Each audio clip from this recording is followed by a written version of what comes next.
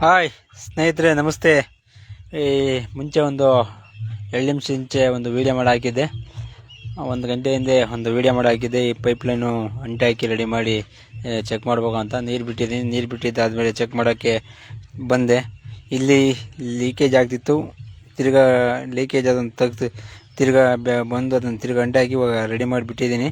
ಇವಾಗ ಯಾವ ಲೀಕೇಜು ಇಲ್ಲ, ಎಲ್ಲ ನೀರು ಲೀಕೇಜ್ ಆಗದಂಗೆ ಕ್ಲೀನಾಗಿ ಹೋಗ್ತಾ ಇದೆ. ಇವಾಗ ಇಲ್ಲಿ ಕಾಣ್ತೈತೆ ನೋಡಿ, ಅಲ್ಲೊಂದು ಮನೆ ಇದೆ, ಅಲ್ಲೊಂದು ಮನೆ ಇದೆ, ಒಂದು 25 ಮನೆ ಅಲ್ಲಿ ಕಾಣೋದು. ಅಲ್ಲಿ ಅಷ್ಟಾರ್ಧ ಕಾಣೋದು ಅದು ಮೆಂಬರ್ ಮನೆ. ಇವು ಮನೆ ಇವೇನೆ. ಈ ವಾಟರ್ ಸಪ್ಲೈ ನೀರು ಬರುವ ಮನೆಗಳಿವೆ. ಇಷ್ಟು ಮನೆಗೆ ಒಂದು 20 ಮನೆ, 20 ಮನೆಗೆ ನೀರು ಸಪ್ಲೈ ಆಗಬೇಕು, ಕುಡಿಯೋ ನೀರು. ಅದಕ್ಕೆ ಎಲ್ಲ ಪರವಾಗಿಲ್ಲ, ಲೀಕೇಜ್ ಏನು ರೆಡಿಯಾಗಿದೆ, ಲೀಕೇಜ್ ಏನು ಆಗ್ತಿಲ್ಲ, ಎಲ್ಲ ರೆಡಿ ಮಾಡಿ ಬಿಟ್ಟಿದ್ದೀನಿ. ಹಾಯ್ ಸ್ನೇಹಿತರೆ, ನಮಸ್ತೆ. ಎಲ್ಲ ರೆಡಿ ಮಾಡಿ ಎಲ್ಲ ಕ್ಲಿಯರಾಗಿ ಬಿಟ್ಟಿದ್ದೀನಿ. ಯಾವ ಲೀಕೇಜು ಇಲ್ಲ, ಯಾವ ಲೀಕೇಜು ಕಾಣ್ತಾ ಇಲ್ಲ. ಲೀಕೇಜ್ ಅಂತೂ ಕಾಣ್ತಾ ಇಲ್ಲ, ಎಲ್ಲನೂ ರೆಡಿಯಾಗಿದೆ.